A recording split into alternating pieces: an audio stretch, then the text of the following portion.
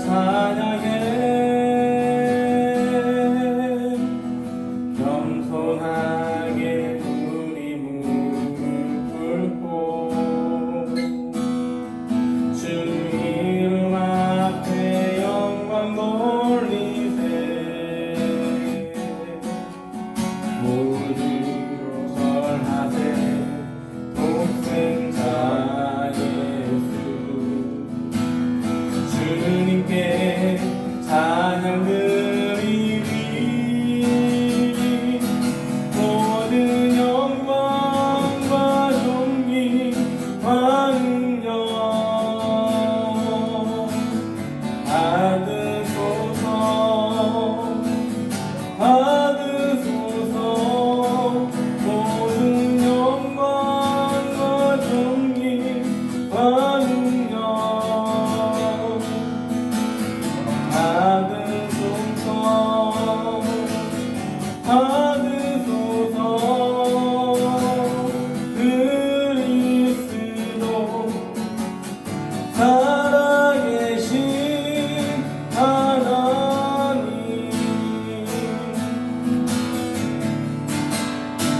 이 시간에 기도합니다. 하나님 우리에게 이 하루를 허락하여 주시고 이 하루 하나님께 영광을 돌리기 원합니다. 이 시간 하나님의 뜻을 보고 나아갈 때 그 하늘에 신령한 것으로 우리가 아름다운 도전을 품게 하여 주시며 우리의 삶이 더 정결해지고 거룩해지는 그 지혜 그 은혜 누리는 이 하루 되길 원합니다. 주시옵소서. 주님께 의지하는 거룩한 하루 되게 하여 주시옵소서. 감사드리며 예수 그리스도 이름 안에서 기도드리옵나이다. 아멘.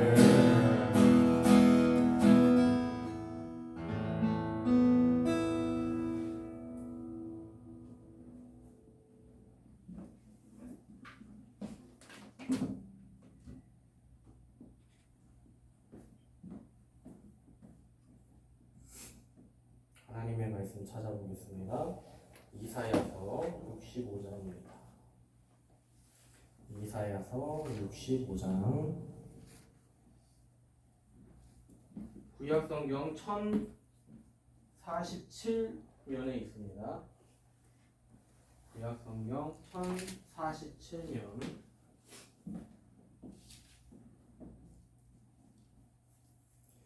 구약성경 1047면에 이사야 65장 17절로 20절 말씀입니다.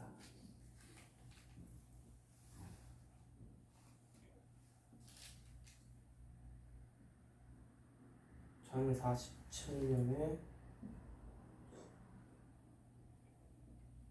이사야 65장 17절로 20절 말씀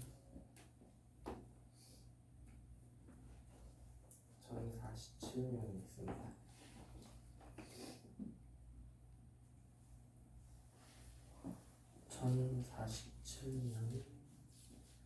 이사야 65장 17절로 20절 말씀 이사야 65장 17절로 20절 말씀 읽겠습니다. 보라 내가 새 하늘과 새 땅을 창조하나니 이전 것은 기억되거나 마음에 생각나지 아니할 것이라. 너희는 내가 창조하는 것으로 말미암아 영원히 기뻐하며 즐거워할지니라. 보라 내가 예루살렘을 아름다운 성으로 창조하며 그 백성을 기쁨으로 삼고 내가 예루살렘을 즐거워하며 나의 백성을 기뻐하리니 우는 소리와 부르짖는 소리가 그 가운데서 다시는 들리지 아니할 것이며 거기는 날수가 많지 못하여 죽는 어린이와 수완이 차지 못한 노인이 다시는 없을 것이라. 곧 100세에 죽는 자를 젊은이라 하겠고 100세가 못되어 죽는 자는 저주받은 자이리라. 아멘.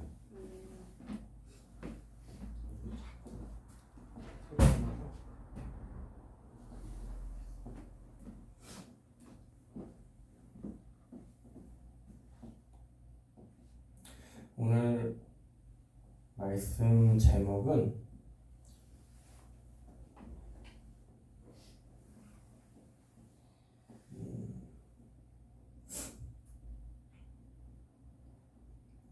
우리 그 지난 날은 자랑거리가 아니다. 요즘 말로 하면은 라떼 찾기 신드롬에서 벗어나자. 나 왕년에 뭐 했어? 아유, 6.25 때 난리는 난리도 아니었어. 뭐 이런. 나 때는 아유, 지금 어려운 거에 비해 아무것도 아니었어. 너네들이 뭐 그런 걸 알아? 뭐 이렇게 하는 게 라떼 찾기거든요. 나 때는 말이야. 근데 그게 이제 비슷한 단어가 커피 중에서 라떼가 있잖아요. 그래서 젊은이들이 제일 싫어하는 게 라떼라고. 하도 어른들이 아유 라떼는 말이야. 야 너네들 그 고생하는 거 아무것도 아니요. 우리 때는 더 힘들었어. 너네는 뭐 차도 있잖아. 그거 타고 다니잖아.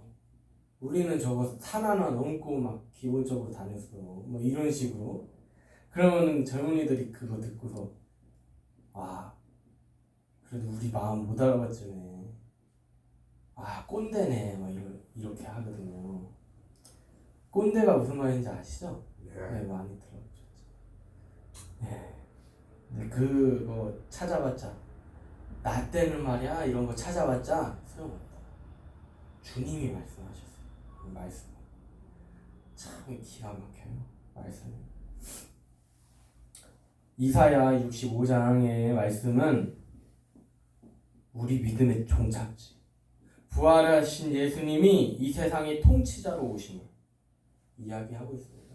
하나님은 이미 통치자이십니다. 근데 무슨 뭐 그때 가면 통치자냐? 개념이 달라요. 지금은 믿는 사람들만 하나님은 통치자이십니다. 하나님은 진정한 왕이십니다. 우리의 예수님은 세상 주관자이십니다. 이렇게 말하잖아요. 근데 많은 사람들이 하나님을 보고 예수님을 보고 막 그렇게 생각하지 않잖아요. 그렇죠? 네.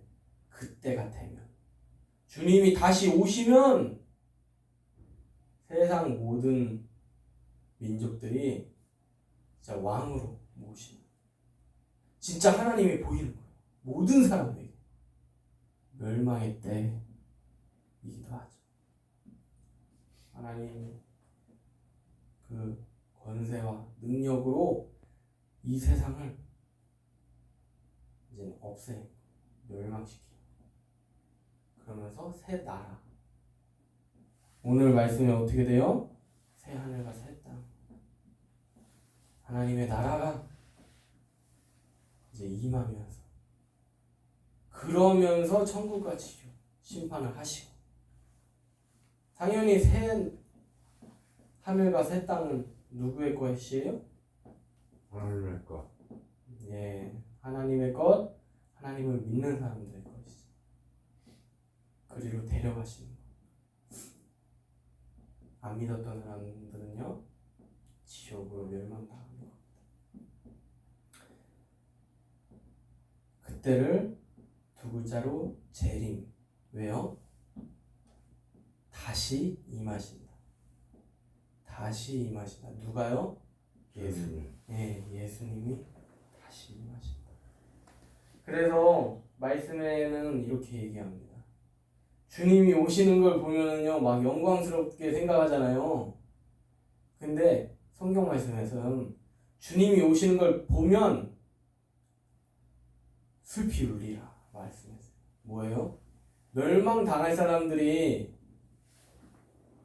예수님 오시는 걸 본대요. 예수님 오심을 믿는 사람들은 왜 안 볼까요?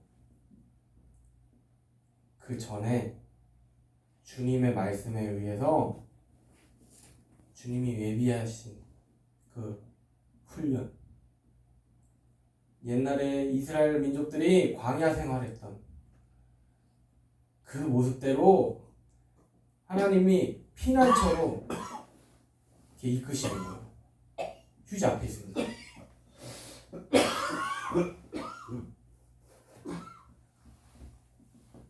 그래서 그러니까 주님 오시는 걸 못 보죠. 하나님의 손에 이끌려서 이렇게 훈련 받고 있기 때문에. 그래서 주님 오시는 걸 보면은 슬퍼하고 애곡하고 이를 갈리라 하는 말씀이 그렇게 나오는 거예요. 주님이 오셔가지고 이제 영광스럽다? 그거는요, 이제 처음에 예수님이 이 땅에 오셨을 때, 그렇죠. 호산나 다윗의 자손이요.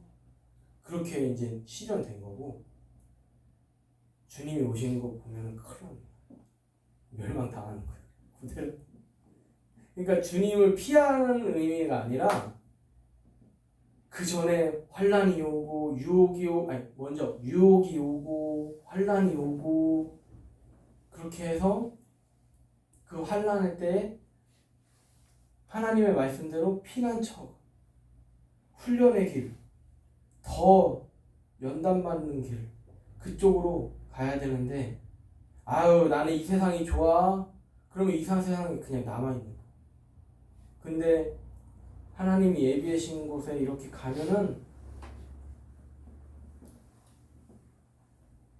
이렇게 잘 훈련되어서 주님이 이제 다시 오시잖아요. 세상을 멸망시킨단 말이죠. 재림 때가 돼요. 정말 이러잖아요. 그래서 그때 그 모든 족속들이 심판을 그리고 멸망을 당하고 그것을 믿는 자들이 지켜보고 있어요. 유리바다에서. 그러면서 그때 하나님과 함께 왕노릇 한다. 이렇게 얘기합니다. 우리가 살아가는 이 세상은 눈물과 고난이 우리를 힘들게 합니다. 우리 예수님이 세상의 왕으로 재림하시면 믿는 사람들은 하늘의 상급을 취하게 됩니다. 그들의 나라가 바로 오늘의 말씀에 새 하늘과 새 땅입니다. 믿음의 상급이라는 거죠. 이곳은 지금 우리가 살고 있는 곳의 불완전함과는 완전히 다른 곳이에요. 그곳은 하나님의 통치로 인해서 완전한 곳이 됩니다. 이 세상의 모습은 반칙과 세칙이 부정과 불법이 난무하지만 하나님이 통치하시는 나라, 우리 주님이 어린 양 예수로 통치하시는 나라는 공정과 평강, 은혜와 사랑이 넘치는 나라입니다. 오늘 말씀은 그 나라에 들어가기 위해서 우리가 가져야 할 믿음이 무엇인지, 우리가 소망하는 것이 구체적으로 무엇인지 이야기하고 있습니다. 오늘 말씀 17절로 20절 말씀을 보면서 하나님이 우리에게 말씀하시는 그 뜻이 무엇인지 알아보려 합니다. 17절 말씀입니다. 보라 내가 새 하늘과 새 땅을 창조하나니 이전 것은 기억되거나 마음에 생각나지 아니할 것이라. 하나님이 새 하늘과 새 땅을 창조하나니 다시 오실 주님을 기다린 사람들에게 하나님이 약속한 것이 새 하늘과 새 땅, 새로운 세계가 있다라는 것이죠. 근데 그곳이 너무 좋아서 그 이전에 살았던 그것은 새까맣게 생각이 안 나게 되네. 지금 보이는 게 너무 좋으니까 그때를 기대하면서 참고 기다리고 또 누가 나를 뭐라고 해도 예수님은 나의 왕이십니다. 나의 구원자십니다. 하면서 그 순수한 신앙 지켰던 사람들의 그 마음을 통해서 주시는 거잖아요. 새 하늘과 새 땅. 그걸 보니까 너무 좋아서 이전 거 생각 안 나요. 그래서 기쁨도 슬픔도 없어져요. 지금 보이는 게 너무 영광스러우니까. 그런 말씀을 하는 거지. 17절에서는 말이죠. 18절입니다. 너희는 내가 창조하는 것으로 말미암아 영원히 기뻐하며 이전 슬픔은 다 이전 것은 기억되지 않는다고 했잖아요. 너무 기뻐서 영원히 기뻐하고 즐거워할지니라. 보라, 내가 예루살렘을 즐거운 성으로 창조하며 그 백성을 기쁨으로 삼고 그야말로 그 천국, 슬픔도 걱정도 없는 곳, 오직 하나님 영광만 보면서. 근데 이 땅에서 하나님의 영광 무관심하고 그냥 내 드러내는 맛으로, 내 잘난 맛으로 살았던 사람들은 여기에 기뻐할까요? 하나님의 크심이 보이고 안 그렇습니다. 여기서 내 믿음이 하나님을 기뻐하고 하나님의 말씀이 이루어지는 것을 깨달을 때 얼마나 기쁜지, 그 믿음을 가진 사람이 그때 가서도 진정으로 기뻐할 수 있는 거예요. 그래서 예루살렘, 믿는 자들이 모인 그 도성, 하나님의 그 성, 그것이 즐거운 성, 그리고 백성들은 그 안에서 기쁨이 넘친다는 말씀입니다. 그래서 이것이 믿음의 모습이 아니냐, 이것이 우리가 믿는 진정한 모습이 되어야 되는 게 아니냐 하는 것이죠. 이 세상 욕심 가지고는요, 우리가 결코 누릴 수 없는 기쁨이에요. 그래서 결코 자신의 인생이 나의 힘으로, 나의 의로움으로 이루어졌다 말하는 사람은요, 결코 누릴 수 없습니다. 오직 하나님의 은혜입니다. 저는 맡겨준 거에 그냥 순종했을 뿐입니다.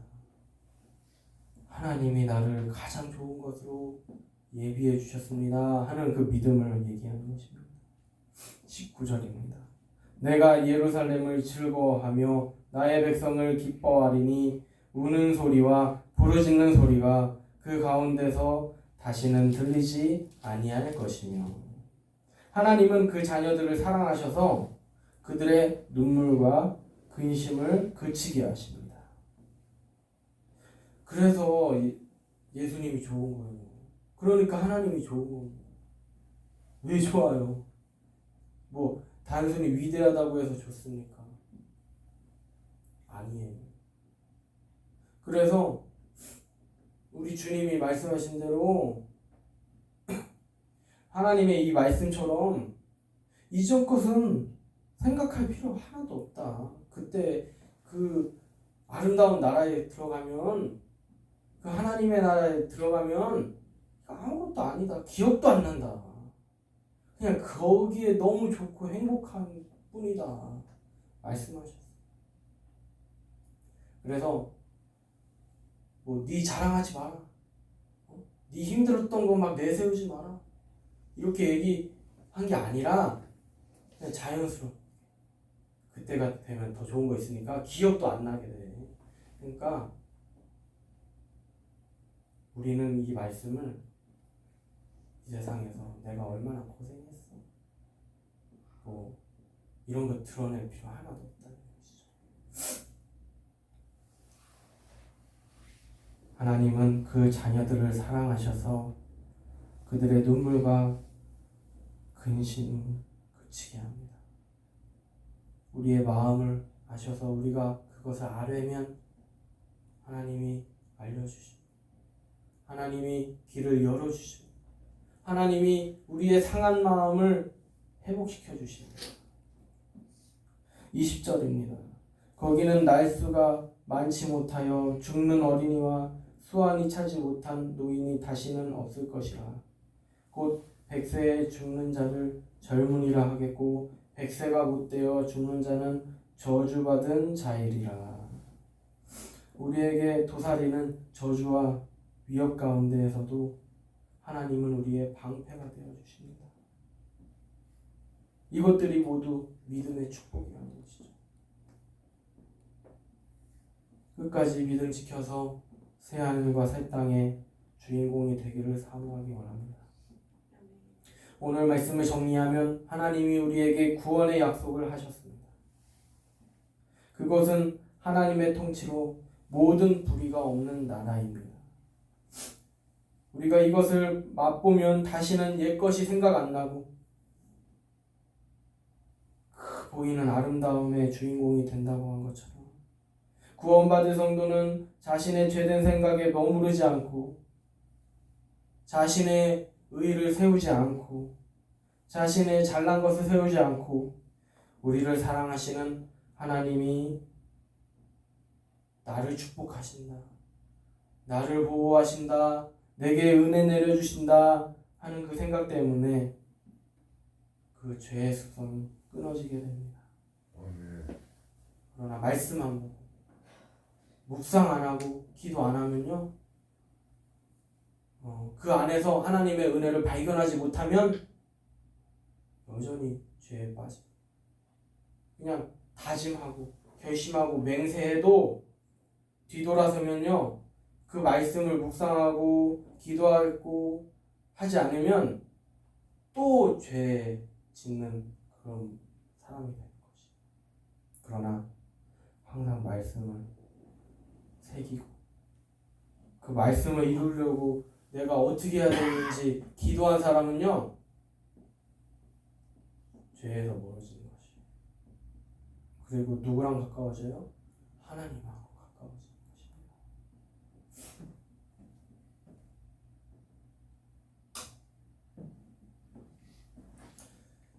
하나님하고 함께하는 게 행복하십니까? 아멘.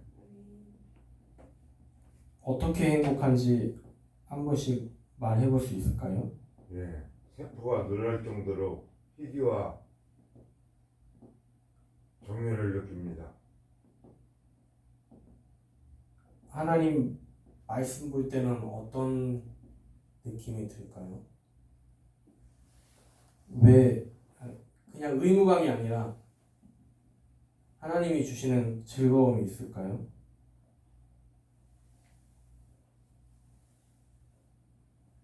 되게 글자 보고 공부하게 되면 따분하잖아요. 근데 하나님의 말씀, 설교를 들을 때 어떤 마음이 들까? 따분하지 않아요? 아니에요. 그럼 어떤 마음이 들어요, 우리한테? 희귀한 마음이 들어요. 저는 그렇게 생각하거든요. 하나님의 말씀을 보는 그 이유가, 하나님께 기도하는 이유가, 기도하면 평안해지고 말씀 보면 마음이 더 굳세지고 더 믿음이 더 굳건히 세워지는 그 느낌을 받아서 하거든요. 근데 얼마나 말씀을 읽고 기도를 얼마나 하고, 이거 자랑하면 이게 진짜예요, 가짜예요? 가짜예요. 여전히 이 세상 사랑해서 자신이 높아지려고, 나 이 정도 하는 사람이야, 아유,